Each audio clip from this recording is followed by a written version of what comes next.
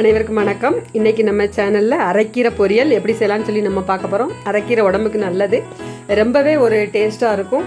ரொம்ப சிம்பிளாக பண்ணிடலாம். அரைக்கீரை பொரியல் எப்படி செய்யலாம்னு சொல்லி நம்ம பார்க்கலாம் வாங்க.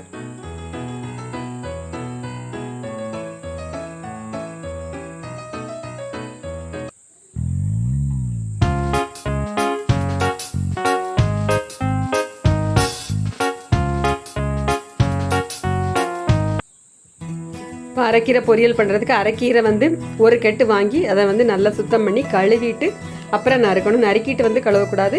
நல்லா சுத்தம் பண்ணிவிட்டு கீரை முழுசாக நல்லா கழுவிட்டு அதுக்கப்புறம் நறுக்கணும்.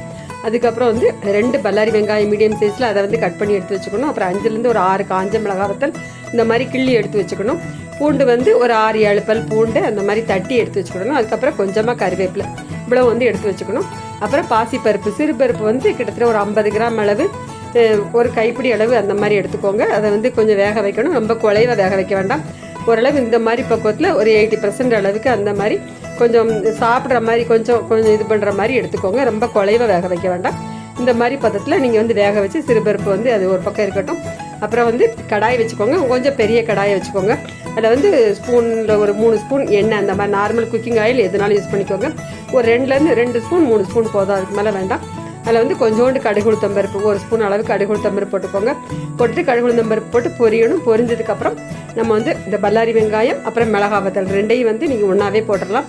போட்டுட்டு அதை நல்லா ஃப்ரை பண்ணிக்கோங்க. அந்த மிளகாய் வத்தல் பல்லாரி வெங்காயம் ரெண்டுமே சேர்த்து ஃப்ரை பண்ணிடுங்க. இந்த பல்லாரி வெங்காயம் கொஞ்சம் நல்லா பொன்னிறமாக ஆகணும். அந்த அளவுக்கு நல்லா வதக்கிக்கோங்க. வதக்கிட்டு அதுக்கப்புறம் நம்ம அடுத்து கொஞ்சம் இந்த ஸ்டேஜில் வந்தபோது கருவேப்பிலை போட்டுருங்க. கொஞ்சம் ஒரு கொத்து கருவேப்பிலை. கீரை பொரியலுக்கு ரொம்ப கருவேப்பிலை வேண்டாம், கொஞ்சமாக கருவேப்பிலை போட்டுக்கோங்க. போட்டு அதுக்கப்புறம் பூண்டு இந்த மாதிரி தட்டி போட்டால் தான் நல்லாயிருக்கும். நல்லா வாசமாக இருக்கும். ரொம்ப பேஸ்ட்டாக போட வேண்டாம். கொஞ்சம் 1-2 தட்டி இந்த மாதிரி பூண்டையும் அதில் போட்டுருங்க. இப்போ பல்லாரி வெங்காயம் அப்புறம் கருவேப்பிலை, இந்த மிளகாய் வத்தல், பூண்டு இது எல்லாமே சேர்த்து அந்த எண்ணெயில் கொஞ்சம் நல்லா வதக்கிக்கோங்க. வதக்கிட்டு நம்ம அதுக்கப்புறம் நம்ம கீரையை நல்லா கழுவி வச்சுருக்கோம்.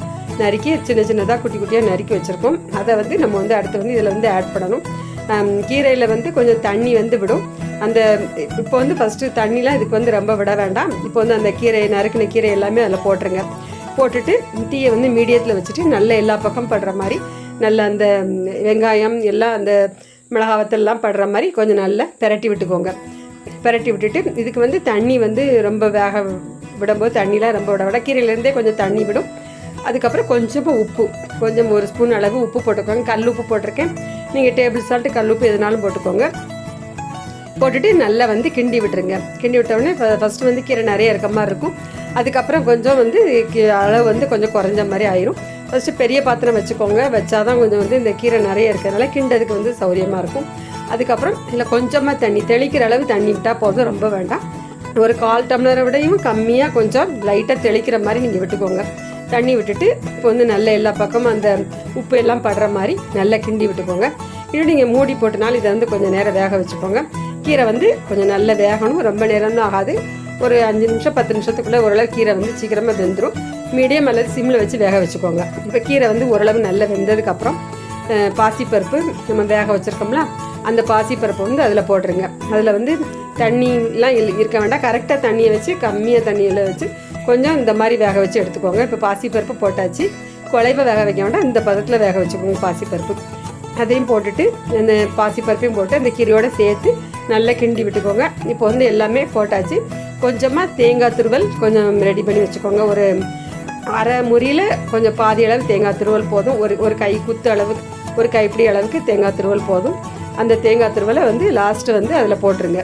போட்டுட்டு சின்ன தேங்காயில் ஒரு அரை முறி தேங்காய் துருவல் கரெக்டாக இருக்கும். அதை நல்லா கிண்டி விட்டுக்கோங்க. கிண்டி விட்டு தேங்காய் துருவல் போட்டு ஒரு 2 நிமிஷம் கிண்டி விட்டால் போதும். அதுக்கப்புறம் ரொம்ப நேரம் கிண்ட வேண்டாம். இப்போ அடுப்பை ஆஃப் பண்ணிடலாம். இப்போ அருமையான ஒரு அரைக்கீரை பொரியல் தயாராகிட்டு. இது எல்லாத்துக்குமே சாம்பார் சாதம், புளிக்குழம்பு எல்லாத்துக்குமே கீரை பொரியல் ரொம்ப நல்லாயிருக்கும். இந்த மாதிரி ஒரு டேஸ்ட்டாக வித்தியாசமாக செஞ்சு கொடுங்க. எல்லாருமே விரும்பி சாப்பிடுவாங்க. அதனால் கண்டிப்பாக ட்ரை பண்ணி பாருங்கள். செஞ்சு பார்த்துட்டு எப்படி இருக்குன்னு சொல்லுங்கள். நம்ம சேனல் பிடிச்சிருந்தா லைக் பண்ணுங்கள், கமெண்ட் பண்ணுங்கள், ஷேர் பண்ணுங்கள், சப்ஸ்கிரைப் பண்ணுங்கள். நன்றி.